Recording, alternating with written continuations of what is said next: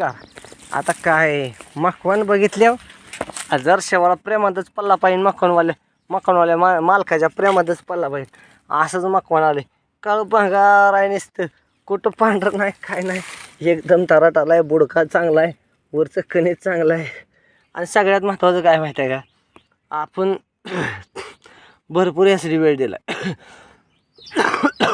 भरपूर वेळ दिला आहे संध्याकाळच्या टायमिंगला. आता उन्हाळा दिवस लागला आहे, पण उन्हाळा दिवस जर लागलेला असला म्हणून आपण काय थांबत नव्हतो. याला पाण्याचं कमी पडून दिलं नाही, मटेरियलला दिलं पडलो नाही, ह्याच्या बुडान मटेरियल घातलं आहे. मग कोणाला काय, मग कोणाला कळणार आहे तेव्हा मी बाबा ह्या मालकानं नेमकं आपल्याला आबतलं आहे किती.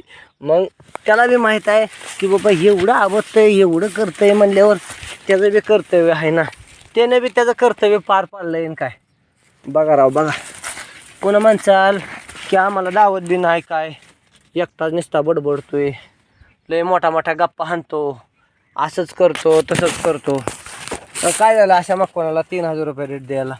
हा मला सांगा, मिळायला पाहिजे का नाही मिळायला पाहिजे, तुम्ही सांगा. पण 3000 नाही दिलं, पण भगवंताच्या दयानं 2-2.5 हजाराचा का पण आकडा का व्हायना पण लागला आहे.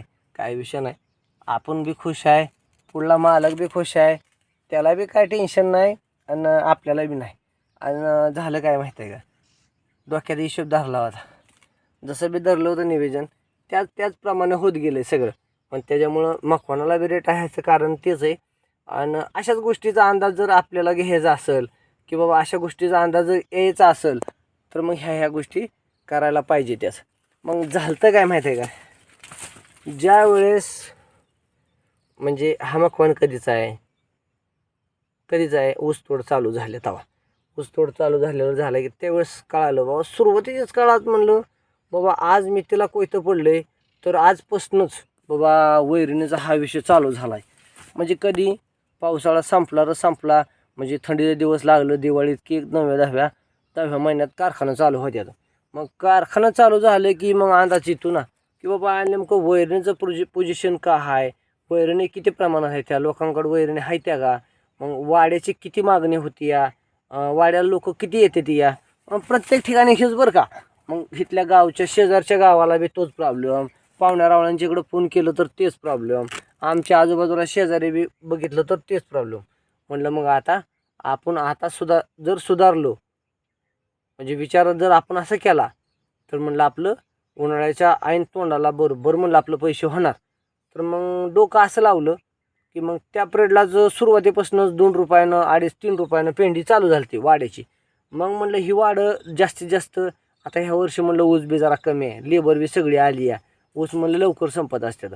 आणि लवकर संपलं की मग ह्यात होणार काय, ऐन टायमिंगला उन्हाच्या टायमिंगला लोकांना वैरणे कमी पडणार. मग लोकांना वैरणे कमी पडणार म्हणलं आपण पिकामध्ये बदल करणं गरजेचं आहे. आपण नुसतं आणि ह्या गोष्टीचा जोपर्यंत अंदाज येत नाही की बाबा आज मी त्याला परिस्थिती काय आहे, मग आज जर समजा काय करावं तर बाबा ह्याचं पुढं जाऊन पुढल्या 4 महिन्यामध्ये नेमकं नियोजन काय असेल, मग आपण हाईज प्लॉट आपण मकाचा नेमका म्हणजे पिकासाठी धरायचा आहे का वैरणीला द्यायचं आहे, आपण त्यावेळेस ठरवलं होतं. आपण करताना तरी पण दुईलागी केलं तर म्हणजे कसं केलं, जरी समजा वैरणीनं आपला प्लॉट नाही गेला तर आपण पिकाचा धरायचा म्हणजे काय केलं तर मी ह्याला बियाणं आणताना चांगलं आणलं होतं, ॲडव्हान्टाचं बियाणं आणलं होतं 751. म्हणलं जर समजा लगबाईच्या असणं वैरणीचं दर पडलं किंवा वैरणीचं प्लॉट असलं, आता सगळा अंदाज काय घेणं शक्य नसतं की बाबा लोकांनी वैरणी केल्या त्या का नाही त्या. आता जेव्हा वड पडली होती तेव्हा लोकांनी बऱ्यापैकी वैरणी थोड्या करायला चालू केलं, पण प्रत्येकजण आपापलं पुरतं करत होतं ना. मग मोठ्या गोट्यावाल्यानं काय करायचं, बरं म्हणलं ठीक आहे. तर मग असं नियोजन केलं, मग आपण डबल दुई आरती केलं, एक तर वैरण नंतर एक तर पिकाला. मग दुई लागी बल्या, मग बल्या झाला तर चांगलाच होणार आहे म्हणलं. मग बल्याचं असं नियोजन केलं, मका केली आणि त्याला दोन्ही प्रकारानं सांभाळण्याचा प्रयत्न केला. एक तर म्हणलं वैरण तर वैरणीला, नंतर म्हणलं मग वैरण नाही झाली तरी म्हणलं ह्या अंगावर काय नाही. मग काय नियोजन केलं आणि काय मग पिकाची मका बी मस्त आणली. आणि विषय काय केला माहिती आहे का, बियाणं बी चांगलं आणलं, मटेरियल बी चांगला घातला.